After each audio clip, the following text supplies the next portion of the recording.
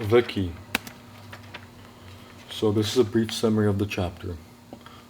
After the war started against Iraq, mourning for the martyrs became a daily routine in school. After some time, Marge and her friends started making fun of the repetitive mourning and misbehave, until one day they put toilet paper all around the classroom, which makes the teacher angry and gets them suspended for a week. And also, the teacher calls their parents in to talk to them. The teacher blames the parents for the misbehavement of the children, claiming that they did not receive education at home. Then the parents reply angrily and blame the education system of Iran for the cause. At home, Ms. Nasreen is clearly upset because the school gave her son a key that symbolizes the key into heaven. So if he gave his life for Iran, he would go to heaven, which is clearly a government manipulation. The first frame of the chapter is Margie reading a newspaper with the title Today's Martyrs. The page contains many pictures of Iranians who died in the war. This is an attempt of the government to encourage people to go to war by portraying those who died as heroes. Also, on the voiceover above the splash, uh, it says that Iraq had a quality army, whilst Iran had quantity, so they have many people but with no technique. Also, the streets are full of nuptial chambers, which are a room made for the dead, which have not married yet, so that they can gain carnal knowledge, which means sexual intercourse. And in the last frame of this page, Margie's grandfather says, "When a big wave comes, lower your heads and let it pass."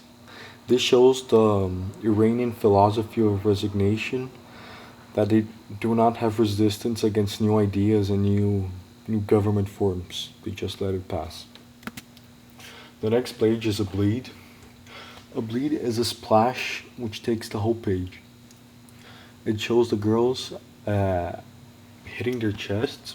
This is shown by the emanata, and they are mourning for the dead.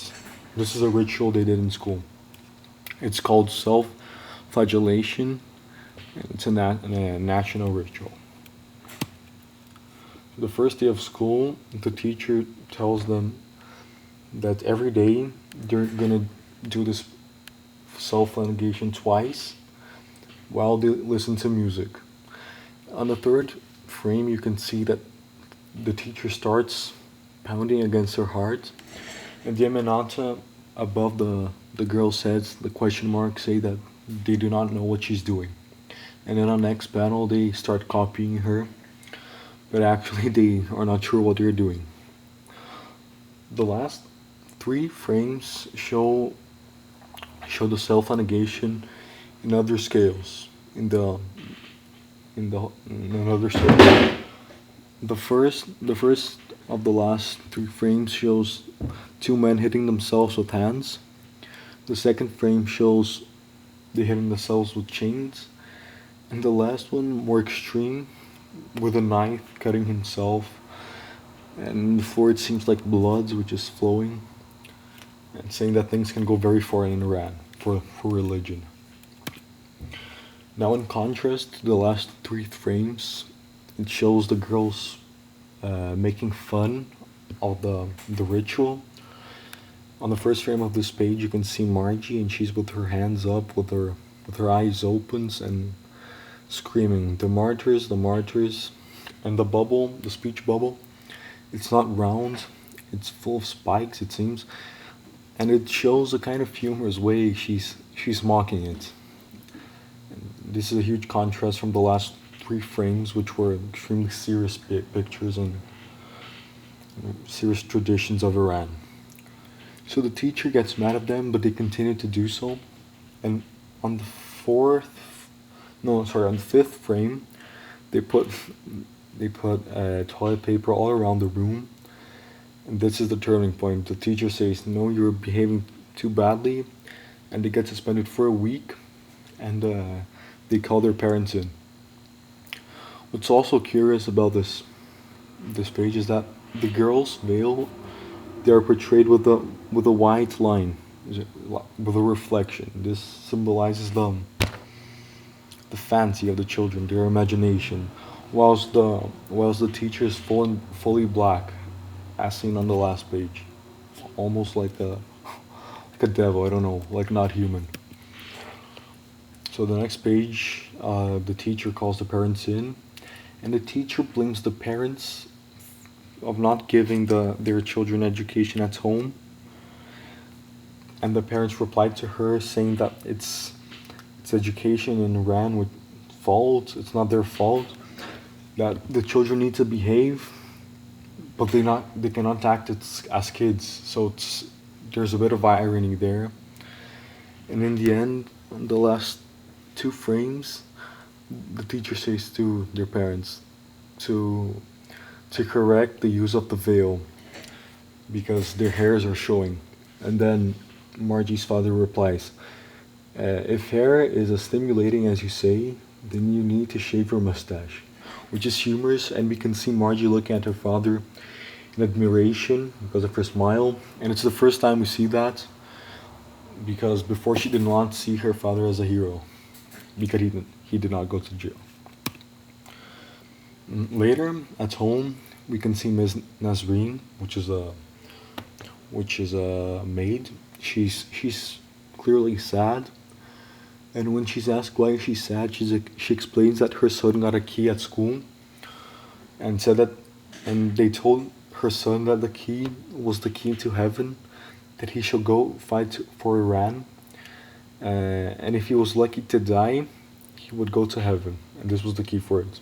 This is clearly again government propaganda, and the government needed more people to fight because their their army was not trained. They didn't have trainment. The only thing they had was quantity.